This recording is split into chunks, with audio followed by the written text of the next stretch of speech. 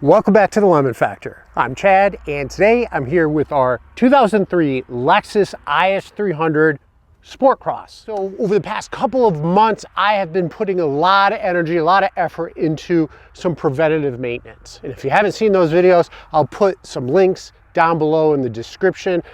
But I feel like I'm done with that I'm up to speed, that the car is in good shape, at least for now.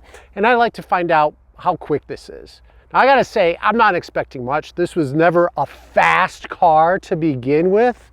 And given that it's 20 plus years old, it's probably not as quick as it used to be. So if you're interested in finding out how quick a 20-year-old Lexus IS300 is, then stay tuned.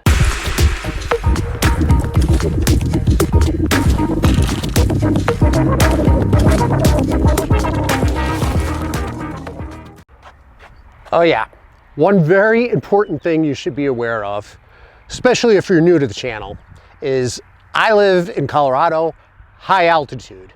So the car's not gonna run that quick. Certainly nowhere near how quick it would run if it was at sea level. So I've seen a lot of car magazines say this car can do low 7s with an automatic, high 6s, 0 to 60 with a manual transmission. Knowing that, let's take the 7.4 seconds when new. I'm gonna add an age factor onto that and say it got slower over the years, and maybe it's more like 7.9. So we're close to 8 seconds, 0 to 60. And because we're at high altitude, and this is not turbocharged, at least not yet, so the turbo cannot help it. It can't help to compensate for the difference in atmospheric pressure we have here. I'm going to say that this car is going to run about 8.5 to 9 seconds, 0 to 60. I know, that's ridiculous. It's slow. But again, we need to figure out where our baseline is if we're going to continue to test this and see what further modifications have done. What do you think? Do you think it's going to run quicker than high 8s, 9 seconds, 0 to 60? Let me know in the comments below. All right, off we go. So some specifics about the day. 68 degrees outside, nice and cool. Tires are blown up to spec, so I didn't let any air out of the tires. I'll start off with no brake torquing and just see what happens with that. All right, ready?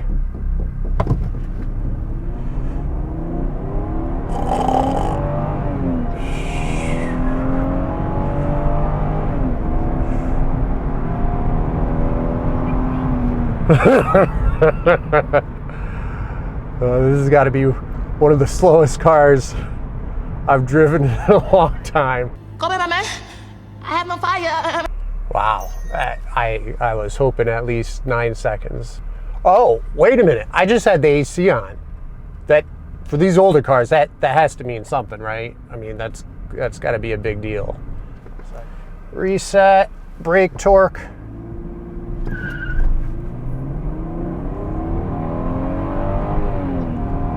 Come on, you can do it. You can do it. Keep going. All right, we're in the 9s. That is slower than hell. Like I said, come on, like I said, we're at high altitude. I guarantee this closer to sea level would be 8.72. So still slow, still way off the mark compared to, you know, what it was tested when it was brand new. Usually turbocharged cars are about 0.3, maybe upwards of half a second slower, 0 to 60, with normally aspirated cars like the Lexus IS300 being closer to 1 second. And that's because at least the turbocharger can help compensate for the difference in atmospheric pressure. Normally aspirated, they just have as much oxygen as is available, which isn't a lot here at high altitude. It did seem to get a little bit more of a kick with the brake torque. See if we can get the numbers down to low 9s, or at least get some consistent numbers. So I'm gonna reset.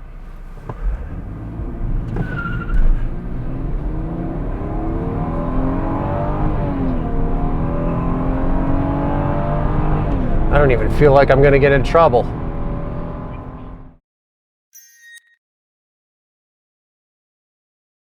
Here we go, here we go. Reset.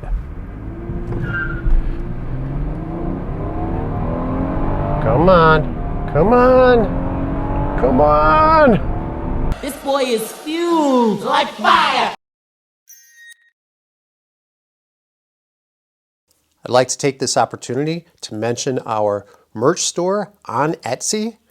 Currently, it includes various designs of shirts based on current project cars, including our 10th gen Honda Accord, our Mark V Toyota GR Supra, and our newest project car, our first generation Lexus IS300.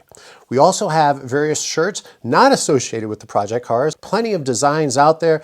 Go take a look, see if there's something you're interested in, because I will be routinely updating the designs, removing some old ones, adding some new ones. So if there is something interested, purchase it now before it's gone. If you'd like to support the channel, please consider purchasing some merch. That's a good spot. That's a solid, straight spot. It's just hard to time it with the cars, but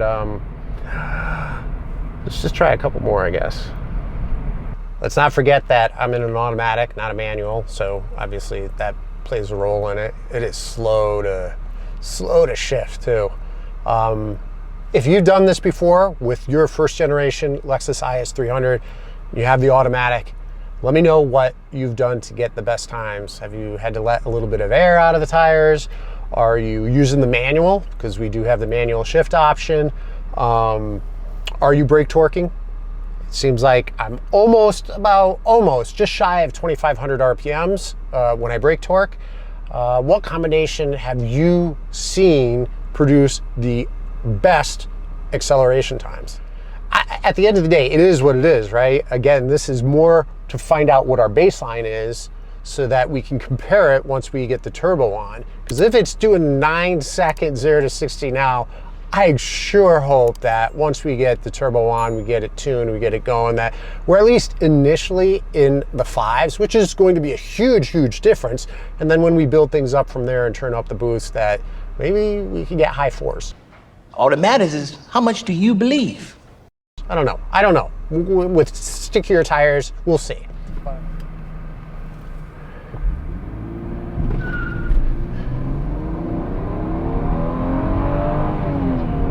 Come on.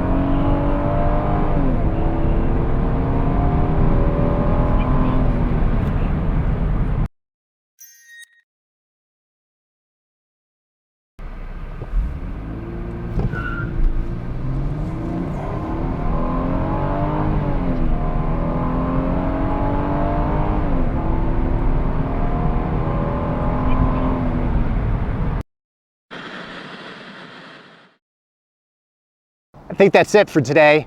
We got our numbers, not the greatest numbers, but still a baseline. Let's get the Lexus on the dyno to see how much horsepower it produces. If you want to see that, please leave a comment below. If you have a guess on how much power the car is going to produce, leave that down below too. But I think we should get this on the dyno to see what our baseline is from a dyno perspective.